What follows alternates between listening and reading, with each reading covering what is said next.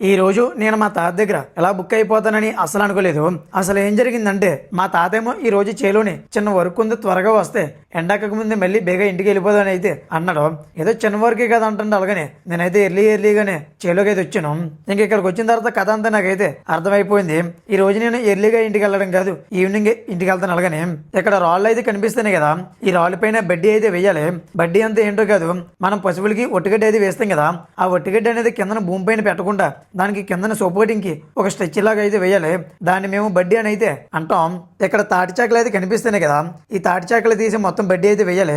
మా తాత అయితే వచ్చిన ఒకటే మాట అన్నాడు, పైన చెక్కలు తీసి కిందన బడ్డీ అయితే వేసేయాలని అయితే అన్నాడు. మా తాత ఎంత సింపుల్ గా అన్నాడు, నాకు అంత దోలు తీరిద్దని నాకు సీన్ అయితే అర్థమైపోయింది. మొత్తం పైన తాటి చాకలు అనేవి కింద దించేసరికి పులిసి అయితే గారిపోయింది. మళ్ళీ వీటన్నిటిని ఒక మెజర్మెంట్ లో కట్ చేసి బడ్డీ అయితే వేయాలి. మా తమ్ముడేమో ముహూర్తం కోసం ఒక చెక్క అయితే నెరుగుతున్నాడు. మిగతా చెక్కలని నెరగాలని ఆ గొడ్లేమో మళ్ళీ నాకు ఇచ్చేసాడు. మొత్తం తాటి చెక్కలు అనేవి నెరిగేసరికి నాకైతే దిమ్మ తిరిగి బొమ్మ కనిపించింది. ఎందుకంటే మొత్తం చెక్కలు అనేవి ఒకటి రెండు కాదు, ఇంచుమించు అలాగ ఒక పెదైన చెక్కలు అయితే నరికేసి మొత్తం బడ్డీ అయితే వేసాం.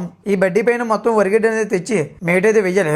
అది మేట ఎలా వేస్తాం ఏంటనేది మొత్తం అంటున్నా రేపటి వీడియోలో మీరైతే చూద్దరు. కానీ ఇంతలో మొత్తం పని అంతా తెప్పింది అనుకునేసరికి మళ్ళీ ఎక్కడైతే చెక్కలు తీసాం అక్కడే మళ్ళీ మా తాతేమో పందిరి కట్టాలన్నాడు. ఇక మళ్ళీ ఆ వరకేమో మా తమ్ముడికి మా తాతకి నేనైతే అప్ చెప్పేసాక పక్కన నేలనైతే కూర్చున్నాను.